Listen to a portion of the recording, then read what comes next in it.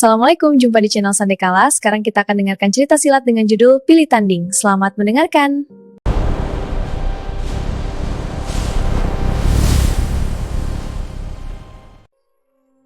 Pada suatu hari, dalam perantauannya yang tanpa tujuan, tibalah ia di sebuah kota besar di tepi sungai. Wira memasuki kota tersebut dalam keadaan letih dan lapar setelah melakukan perjalanan sehari semalam. Daerah itu memang jarang penduduknya dan jarak antar kota sangat berjauhan. Semenjak kemarin, Wira belum makan apapun. Tidak ada yang bisa dimakan di sepanjang hutan kecuali air yang memenuhi perutnya. Namun Wira tidak berani minum banyak-banyak karena hal itu mengingatkannya pada air laut yang ganas. Anak ini memiliki trauma terhadap deburan ombak besar. Dengan langkah tersaruk-saruk, Wira memasuki gerbang kota. Kota ini ramai, banyak terdapat pasar dan kedai makan besar.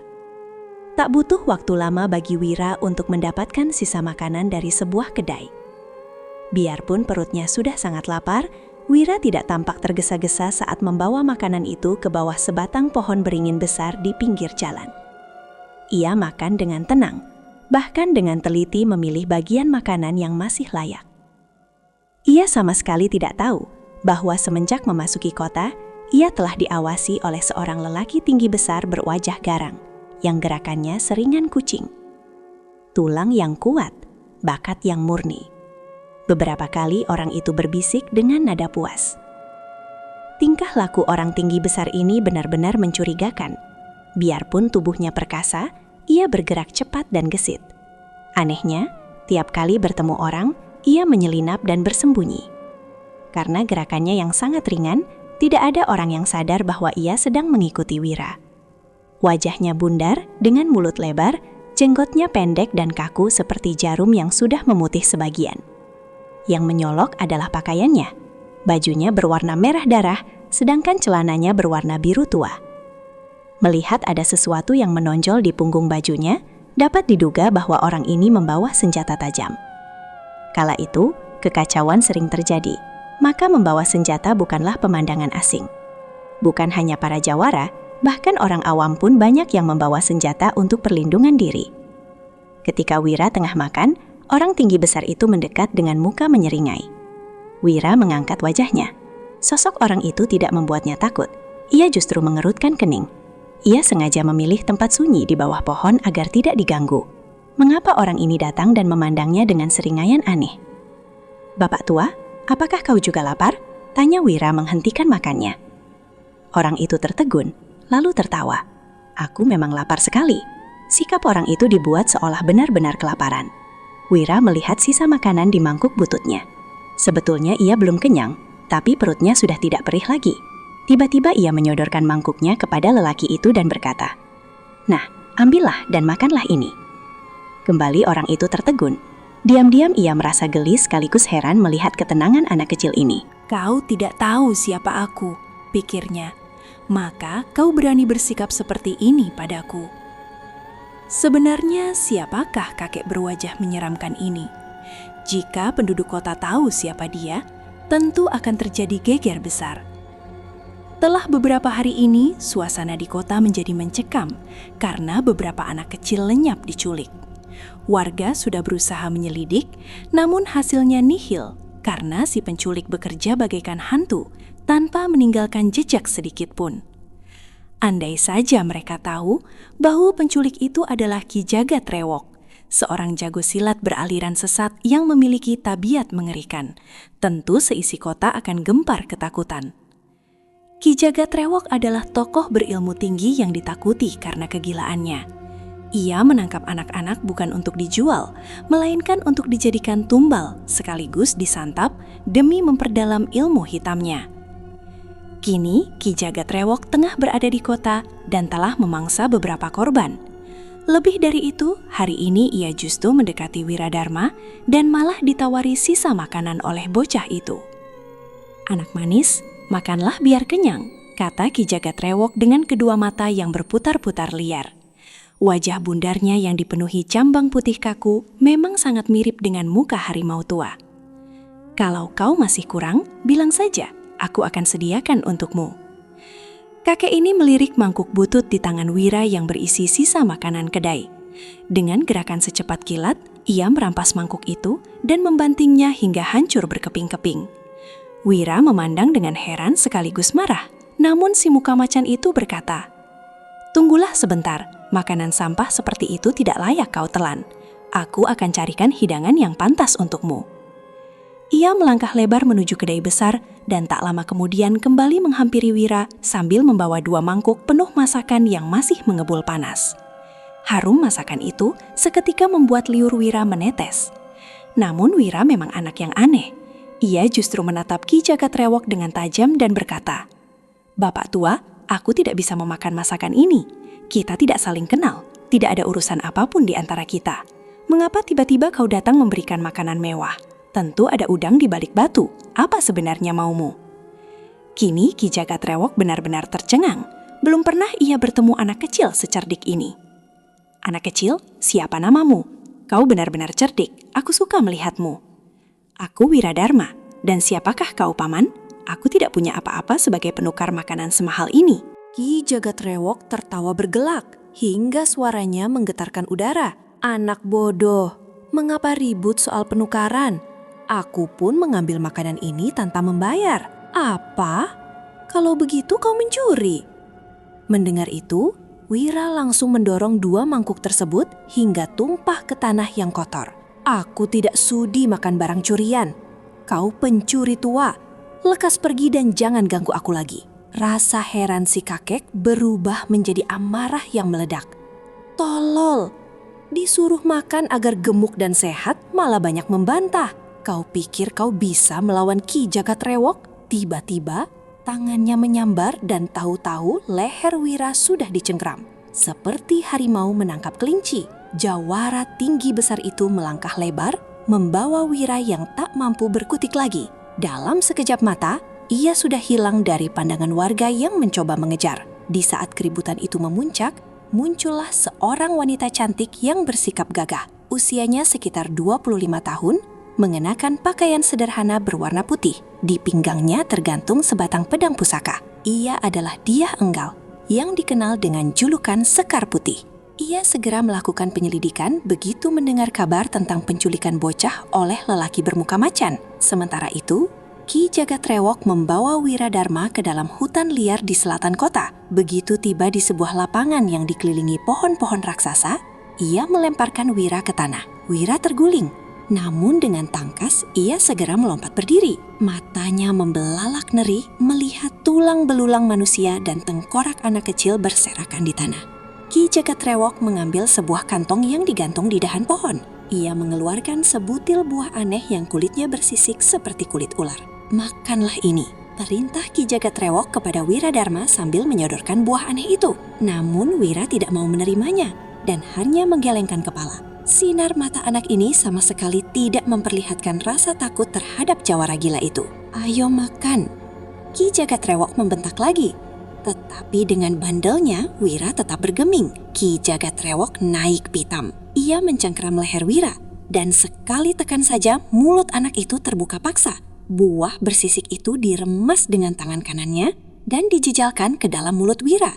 Rasanya asam dan sangat pahit. Karena terus dijejalkan, terpaksa Wira menelannya. Sungguh aneh, meski rasanya getir, setelah memasuki perut, terasa hawa hangat yang menjalar enak ke seluruh tubuh. Wira tidak tahu bahwa buah itu adalah buah langka yang merupakan obat mujarab untuk aliran darah. Selain pembersih darah, buah itu juga dapat memperkuat tulang dan otot. Ternyata, Ki Jagatrewok memaksa Wira memakannya agar tubuh anak ini menjadi kuat, sehingga daging, darah, dan sumsumnya akan menjadi hidangan yang sangat berkhasiat baginya. Setelah Wira menelan obat itu, Ki Jagatrewok tertawa terbahak-bahak. "Bertahun-tahun aku berkelana, belum pernah mendapatkan bocah sepertimu. Kali ini usahaku pasti berhasil.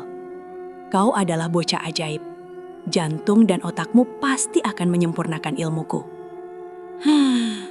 Kau mengingatkanku betapa anak-anak lain hanyalah bocah-bocah nakal yang tak berguna. Benar-benar menyebalkan. Wira tidak mengerti maksud kata-kata itu. Ia hanya menatap tajam dengan sepasang matanya yang lebar dan bersinar. "Mengapa matamu mendelik terus kepadaku?" bentak Ki Jagatrewok marah. "Tenang saja. Matamu yang tajam itu tak akan ikut masuk ke perutku. Hanya akan bikin mual saja." Setelah berkata demikian, sang jawara gila ini menyalakan api unggun yang besar dan memasang tempat pemanggang dari kayu, persis seperti yang digunakan untuk memanggang binatang buruan. Wira masih tidak mengerti. Ia hanya memandangi tingkah laku orang tua aneh itu. Diam-diam ia membandingkan, mana yang lebih gila, kakek ini ataukah dua orang kakek yang saling hantam di tepi laut tempo hari. Di dunia ini benar-benar banyak orang aneh. Orang ini pun pasti sudah miring otaknya, kata Wira. Karena tanpa sengaja ia berucap keras, suaranya terdengar oleh Ki Jagatrewok. "Apa katamu? Kau berani memaki aku gila? Kalau kau tidak gila, mengapa kau menangkapku dan membawaku ke sini? Lalu kau memaksaku makan buah yang pahit dan tidak enak. Perbuatan ini kalau tidak dilakukan oleh orang gila, lalu siapa lagi?" bantah Wira berani. "Benar-benar, kau memang bocah ajaib. Jika tidak, tak mungkin kau berani bicara selancang itu." "Aku ingin dengar apa yang akan kau katakan setelah kau kupanggang di atas api itu." Ia menunjuk ke arah api unggun yang sudah berkobar. "Celaka, memang kau benar-benar gila." Wira menarik napas panjang. Sambil tertawa dengan suaranya yang serak, Ki Jagatrewok menubruk Wira. Dalam sekejap, kedua tangan Wira sudah diringkus ke belakang dan diikat dengan tali dari kulit pohon yang kuat. Ia diperlakukan seperti seekor hewan ternak yang hendak dipanggang hidup-hidup. Kemudian sisa tali pengikat tangan Wira diikatkan ke cabang pohon oleh kakek itu, tepat di atas jago merah yang menyala-nyala. Jika anak lain yang dipanggang seperti itu, tentu akan menjerit histeris. Namun Wira berbeda, hatinya sekeras baja. Biarpun hawa panas mulai menjilati tubuhnya, ia tetap menggigit bibir, tak mau menangis apalagi memohon. "Benar-benar bocah ajaib, bocah ajaib." Ki Jagatrewok makin kegirangan. Namun tiba-tiba wajahnya memucat. Ia memaki-maki karena api di bawah tubuh Wira mengeluarkan suara ces, ces, lalu padam. Apa yang terjadi? Ternyata setelah dijejali buah asam tadi, Wira ingin sekali membuang air kecil. Karena tangannya diikat, ia tak punya pilihan lain. Begitu digantung di atas api, rasa panas membuatnya tak tahan lagi dan ia pun kencing begitu saja. Sungguh kebetulan, air kencing yang banyak itu tepat menyiram api unggun dan memadamkannya karena kayu bakarnya menjadi basah semua. Wira yang cerdik kini sadar bahwa kakek di bawahnya ini adalah pemakan manusia. Diam-diam ia bergidik ngeri, namun rasa takutnya seolah sudah terkikis habis sejak ia lolos dari maut di samudra. "Bapak tua, apakah kau tidak mendengar suara tengkorak-tengkorak itu bicara?" tanya Wira kepada Ki Jagatrewok yang tengah sibuk mengumpulkan lagi kayu kering sambil mengomel. Mendengar ini, Ki Jagatrewok terperanjat. "Bohong, mana ada tengkorak bicara? Tutup mulutmu, kau sudah kenyang, tapi aku sudah lapar sekali." "Siapa yang berbohong? Aku mendengar dengan jelas tengkorak-tengkorak di bawah itu berkata-kata." Ki Jagatrewok menghentikan pekerjaannya. Ia menengadah memandang Wira yang tergantung dengan posisi kepala di bawah. Wira mengeluarkan suara mengejek. "Mana mungkin kau bisa mendengarnya? Aku adalah bocah ajaib, ingat?" Wajah sang jawara berubah agak pucat. Apa kata mereka?" tanyanya, suaranya tidak segarang tadi. "Turunkan dulu aku dari sini, nanti ku ceritakan apa yang ku dengar tentang mereka," kata Wira. Karena otaknya memang sudah tidak beres, Ki Jagatrewok pun menuruti perkataan Wira dan menurunkannya. "Lepaskan dulu ikatan tanganku, ikatanmu kuat sekali, tanganku sakit," pinta Wira dengan suara tetap tenang seolah nyawanya tidak sedang terancam. Ki Jagatrewok ragu, namun ia menggerutu. "Ku buka pun, apa kau pikir bisa lari?" Ia lalu melepas ikatan Wira. Wira menggosok-gosok pergelangan tangannya yang membiru. "Ayo cepat ceritakan, apa yang kau dengar dari tengkorak-tengkorak itu?" Wira melirik ke sekeliling. Diam-diam ia merasa seram melihat rangka manusia berserakan. Tanpa sengaja ia meraba kepalanya. lalu mengeluarkan seruan tertahan. Ternyata kepalanya kini benar-benar pelontos dan licin. Sisa-sisa rambutnya telah lenyap tak berbekas. Melihat ekspresi terkejut Wira, Ki Jagatrewok tertawa terbahak-bahak. "Rambutmu rontok habis karena khasiat buah tadi. Apa kau pikir aku doyan makan daging yang masih berbulu?" Wira dongkol bukan main. Jadi buah pahit tadi gunanya agar ia gundul licin seperti ayam yang dicabuti bulunya sebelum dimasak? Sungguh keterlaluan. "Nah, ayo ceritakan, tengkorak itu bilang apa?" desak Ki Jagatrewok tak sabar. "Mereka sedang membicarakanmu," Wira mulai bersandiwara. "Katanya hari ini adalah hari kematianmu. Karena aku adalah bocah ajaib, dagingku panas dan sumsumku beracun. Begitu kau memakanku, kau akan mampus seketika." Kini Ki Jagatrewok benar-benar menjadi pucat, dan tanpa terasa lagi dia melangkah mundur sampai 3 tindak. Ia memandang kepada Wiradharma dengan mata terbelalak, dan diam saja ketika melihat anak itu berjalan pergi sambil berkata, "Karena itu demi keselamatanmu sendiri, jangan kau makan aku." Wira berjalan pergi, dan dia tidak berani menengok lagi. Hatinya berdebar karena dia tidak mendengar orang itu mengejar. Benar-benar dia dapat mengakalinya demikian mudah? Akan tetapi tiba-tiba dia mendengar angin menyambar dan tahu-tahu dia telah ditangkap lagi. Seperti tadi, kedua tangannya telah diikat kembali, dan Ki Jagatrewok berkata dengan suara mengancam, "Bocah ajaib, betapapun juga tetap saja kau akan kupanggang. Kau kira aku akan begitu bodoh? Aku akan mengambil sekerat dagingmu dan sedikit sumsummu. Kuberikan kepada harimau piaraku lebih dulu. Kalau harimau yang makan dagingmu dan sumsummu tidak mati, mengapa aku akan takut makan kau?" Sambil tertawa terbahak-bahak, Ki Jagatrewok membawa kembali Wira ke tempat tadi, dan kali ini benar-benar Wira putus harapan. Akan tetapi anak ini tetap tidak mau menangis atau menjerit minta tolong. Ia menghadapi dengan mata terbuka, bahkan matanya makin besar cahayanya. Tiba-tiba berkelebat bayangan putih, dibarengi bentakan nyaring. "Siluman jahat, lepaskan anak itu." Bentakan ini dibarengi menyambarnya pedang yang bercahaya ke arah dada jawara itu. Ki Jagatrewok terkejut sekali, karena gerakan serangan pedang ini bukan main cepatnya. Ia terpaksa melepaskan tubuh Wira yang jatuh membelakang. Wira merasa jidatnya sakit terbentur batu, akan tetapi anak ini tidak mengeluh dan cepat-cepat miringkan kepala untuk melihat apa yang terjadi. Ternyata yang menyerang penculik itu adalah seorang wanita baju putih yang cantik sekali. Ketika penyerang yang bukan lain adalah Sekar Putih ini menemukan jejak penculik yang membawa lari anak kecil, ia lalu menyusul terus sampai ke dalam hutan. Dan kebetulan sekali, ia melihat Ki Jagatrewok hendak memanggang seorang anak kecil. Ia terkejut sekali ketika mengenal orang ini, juga berbaring marah sekali. Maka langsung ia lalu menyerangnya dengan tusukan maut. Ki Jagatrewok adalah seorang yang tinggi ilmu silatnya.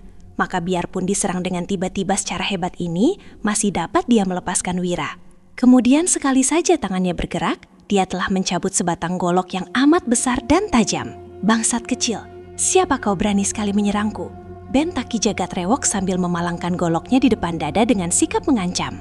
Sekar Putih berdiri tegak dengan menudingkan pedangnya kepada Ki Jagatrewok. "Siluman keji, sudah lama aku mendengar tentang kejahatanmu, dan kebetulan sekali kita bertemu di sini. Inilah tandanya bahwa Ki Jagatrewok akan segera tamat riwayatnya.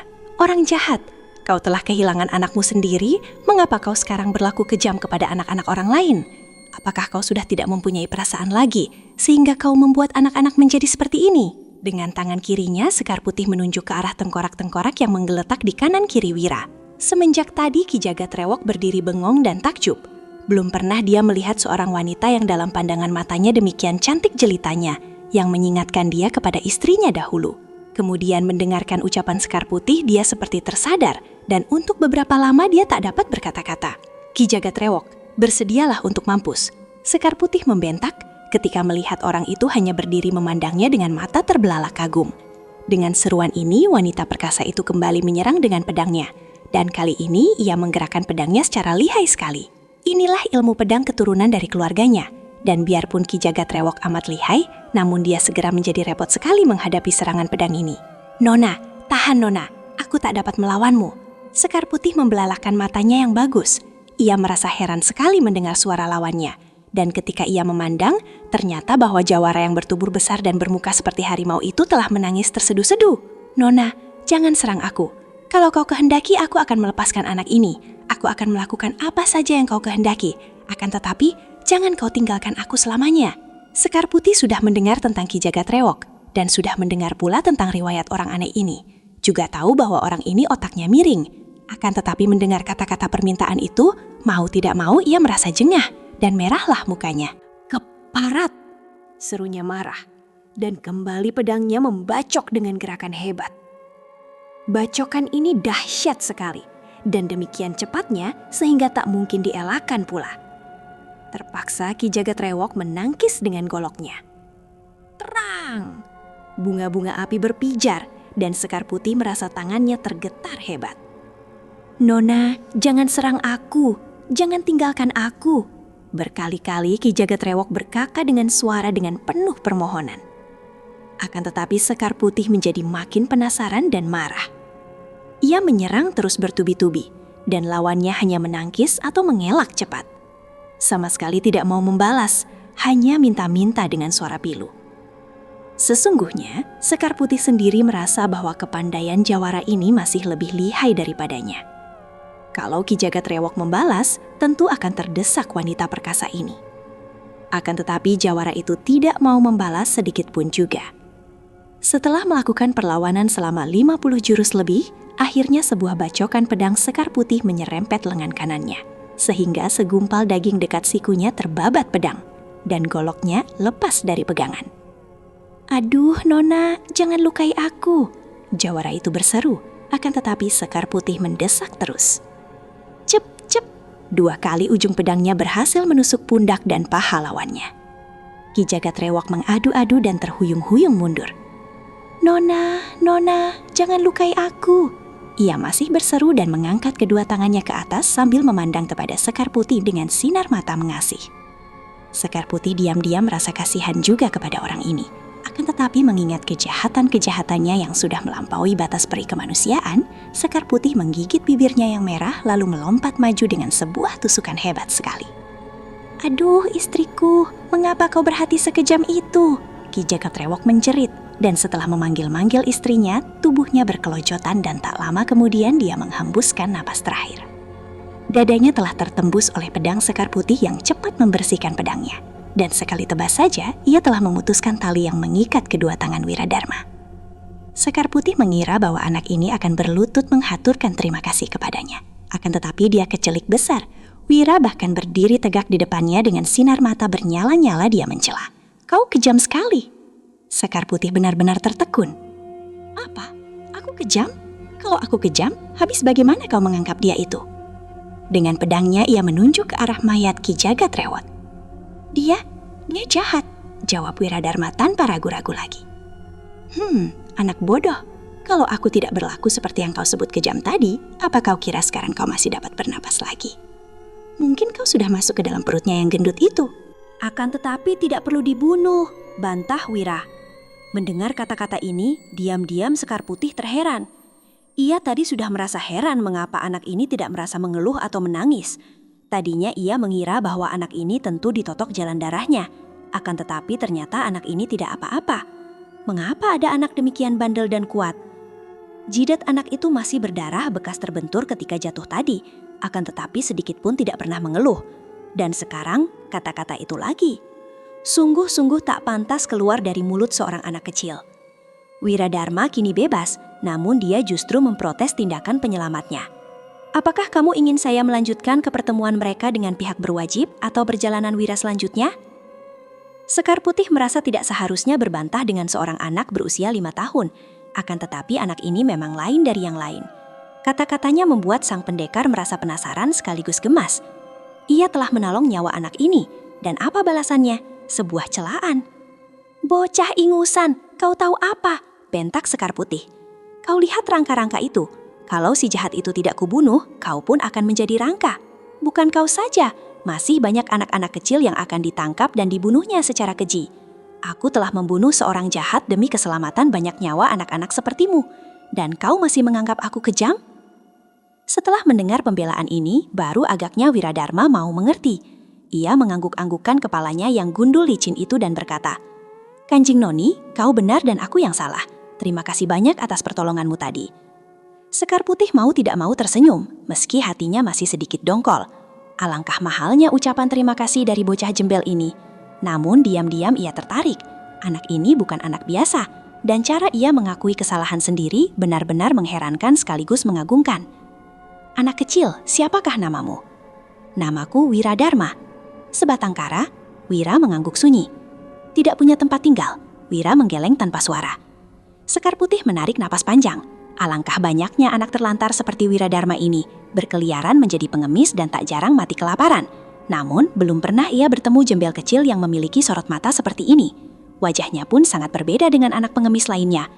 Wira, maukah kau ikut denganku? Kemana? Kemana saja aku membawamu pergi? Mengapa? Untuk apa? Anak bodoh, apa kau lebih suka berkeliaran seorang diri di dunia yang penuh kejahatan ini? Baru saja kau nyaris kehilangan nyawa. Apakah kau tidak ingin ikut denganku dan menjadi muridku? Menjadi muridmu, Kanjeng Noni. Belajar apa? Benar-benar pepat pikiranmu. Tentu saja belajar ilmu silat. Untuk apa belajar silat? Bodoh. Kalau kau memiliki kepandaian silat, apakah orang jahat seperti Ki Jaka Trewok itu bisa mengganggumu? Tidak, Kanjeng Noni. Wira menggelengkan kepalanya yang pelontos. Aku tidak suka belajar silat. Heh, kenapa? Tanya sang pendekar heran. Aku tidak mau belajar menjadi orang kejam. Wira teringat akan dua orang aneh di pantai laut tempo hari. Ilmu silat hanya digunakan untuk memukul orang, bahkan membunuh. Aku tidak suka memukul orang, apalagi membunuh. Mendengar filsafat bocah ini, hati Sekar Putih tertegun. Benar-benar luar biasa. Sebagai ahli silat tinggi, ia pun bisa melihat bahwa Wira memiliki tulang dan bakat yang sangat baik untuk mendalami ilmu bela diri. Kalau aku mendapat kesempatan belajar, aku ingin belajar membaca dan menulis, bukan menggerakkan senjata tajam yang mengerikan. Jawab Wiradharma dengan suara mantap. Kau kira aku hanya pandai memainkan pedang? Aku pun mempelajari ilmu surat. Wira tampak sangat girang. Kalau begitu aku mau menjadi muridmu, Kanjeng Noni. Serta-merta anak ini menjatuhkan diri dan berlutut di depan Sekar Putih. Sang pendekar kembali melenak, lalu tertawa. Saat tertawa, wajahnya tampak sangat cantik, bagaikan matahari yang bersinar terang, menghilangkan kesan muram yang tadinya sempat membayangi. Kanjeng Noni, bolehkah murid mengetahui namamu yang mulia? Orang-orang menyebutku Sekar Putih. Wira mencatat nama itu dalam otaknya. Setelah Sekar Putih mengajaknya pergi, ia mengikuti wanita perkasa itu tanpa banyak bicara lagi. Kau ikut aku ke rumahku di Padepokan Cilan. Di sana kau boleh belajar membaca dan menulis. Akan tetapi kau harus membantu pekerjaan di rumah, kata Sekar Putih. Wira mengangguk-angguk. Tentu saja, Kanjeng Noni, aku pun tidak suka menganggur saja. Diam-diam Sekar Putih berpikir, anak ini punya keberanian luar biasa dan ulet dalam menderita. Pandangannya pun sangat luas. Ia berjalan perlahan agar Wira tidak tertinggal. Sebab jika ia menggunakan ilmu berjalan cepat, bocah itu pasti akan ketinggalan jauh. Di mana orang tuamu? Siapa mereka? Tanya Sekar Putih. Aku tidak tahu. Aku hanya tahu namaku Wiradharma. Yang lain aku tidak ingat sama sekali. Sekar Putih makin heran. Sungguh kasihan, mungkin sejak bayi sudah hidup merantau, pikirnya. Kanjeng Noni, mengapa orang gila tadi menyebutmu sebagai istrinya? Dan mengapa ada orang yang tega memakan anak kecil? Tanya Wira. Sekar Putih pun menceritakan riwayat Ki Jaka Trewok yang ia dengar dari mendiang gurunya. Dia punya riwayat yang sangat menyedihkan. Istrinya yang muda dan cantik lari dengan lelaki lain, meninggalkan dia dan anaknya yang masih kecil. Ia merantau mencari istrinya sambil menggendong anaknya. Saat tiba di sebuah hutan, ia menurunkan anaknya sejenak untuk mencari buah. Namun malang, anaknya diterkam harimau. Saat ia datang menolong, semuanya sudah terlambat. Ia mengamuk dan membunuh seluruh harimau di hutan itu. Pukulan batin itu membuatnya gila. Ia benci harimau, namun juga iri setiap melihat anak kecil yang sehat. Akhirnya, ia membunuh dan memakan daging setiap anak yang diculiknya. Kau beruntung hanya luka di jidat. Sedikit saja aku terlambat, kau pun akan menjadi mangsanya. Di rimba persilatan, ia dikenal sebagai Ki Jaka Trewok, sang macan nagih hutang, karena ia menganggap dunia berutang nyawa anaknya. Aduh, kasihan sekali. Kalau begitu, memang lebih baik dia mati, kata Wira. Namun pada saat itu, Sekar Putih memandang ke arah jidat Wiradharma. Ia menjadi sangat heran. Jidat yang tadinya memar biru dan terluka akibat benturan batu tadi, kini lukanya telah lenyap sama sekali. Kulit di jidat itu tampak bersih seolah tidak pernah terjadi apa-apa. "Coba aku melihat luka di jidatmu," katanya. Dan dengan cepat ia memegang kepala anak itu. Benar-benar mengherankan, karena luka itu sekarang sama sekali tidak berbekas lagi. Kulit itu halus tanpa ada tanda-tanda bekas terbentur batu. Sungguh mustahil. Menurut kebiasaan, luka memar dan benjol seperti itu tak akan lenyap dalam waktu 1-2 hari. Akan tetapi, baru beberapa jam saja, luka di jidat anak ini telah hilang tak berbekas.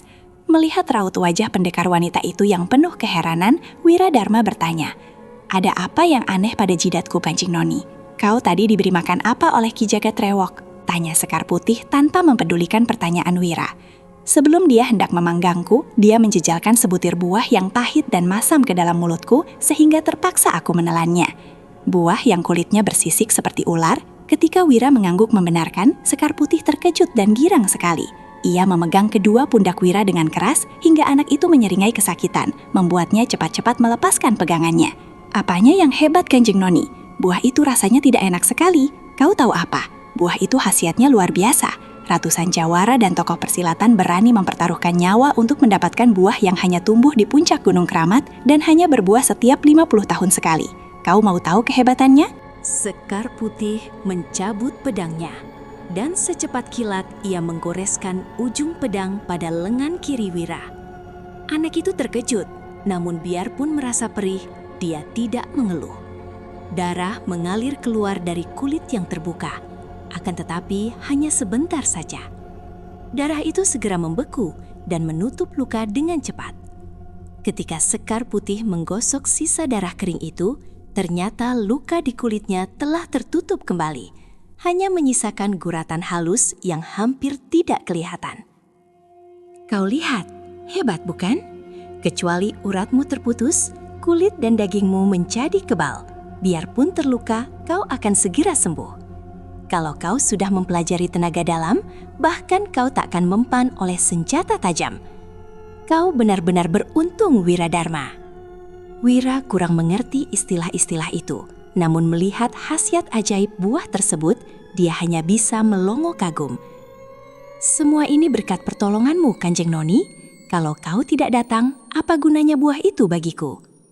Besar juga hati Sekar Putih mendengar ucapan itu. Anak ini ternyata tahu balas budi. Untung saja Ki Jagatrewok sudah gila. Kalau dia sendiri yang memakan buah itu, entah apakah aku sanggup mengalahkannya dalam pertarungan tadi. "Wira, jika kita berjalan seperti ini, sebulan pun belum tentu sampai di Padepokan Cilan. Mari, ku gendong kau." Wira memandang ragu. "Kanjeng Noni, pakaianku kotor sekali." "Lalu kenapa?" tanya sang pendekar sambil tersenyum. "Pakaianmu begitu putih bersih, aku takut akan mengotorinya." "Anak bodoh," seru wanita itu, dan sebelum Wira sempat menjawab, tubuhnya sudah dipondong. Sebentar kemudian, Wira merasa kepalanya pening karena Sekar Putih berlari cepat sekali bagaikan burung yang sedang terbang. "Aduh, cepatnya!" serunya girang setelah mulai terbiasa dengan kecepatan itu. "Kau mau mempelajarinya?" "Tentu saja. Ilmu ini sangat berguna, aku suka mempelajarinya." Sekar Putih tetap melesat cepat dan kembali tersenyum. "Anak ini baik sekali, cocok untuk menjadi kawan anakku," pikirnya. "Bukankah tadi kau bilang tidak suka belajar ilmu silat?" Apakah lari cepat termasuk silat, Kanjeng Noni? Yang tidak aku suka adalah ilmu memukul dan membunuh orang. Berlari cepat seperti ini tidak melukai siapapun, aku mau belajar." Dengan ilmu lari cepat itu, dalam beberapa hari saja mereka sudah tiba di Dusun Cilan, sebuah dusun kecil di kaki gunung yang subur. Kehidupan penduduk di sana sederhana namun makmur, sebagian besar bercocok tanam.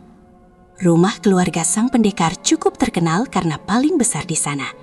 Siapa yang tidak mengenal mendiang suami Sekar Putih? Dahulu ia tinggal di sana bersama ayahnya. Setelah menikah, ia tinggal bersama suaminya, seorang pendekar gagah bernama Baskara Sakti, pemimpin dari perguruan Golok Hitam yang berpusat di kota besar. Perguruan itu sangat disegani karena ilmu goloknya yang dahsyat. Baik, sampai di sini dulu cerita silat Jawara Tanpa Tanding. Sampai jumpa lagi di episode berikutnya.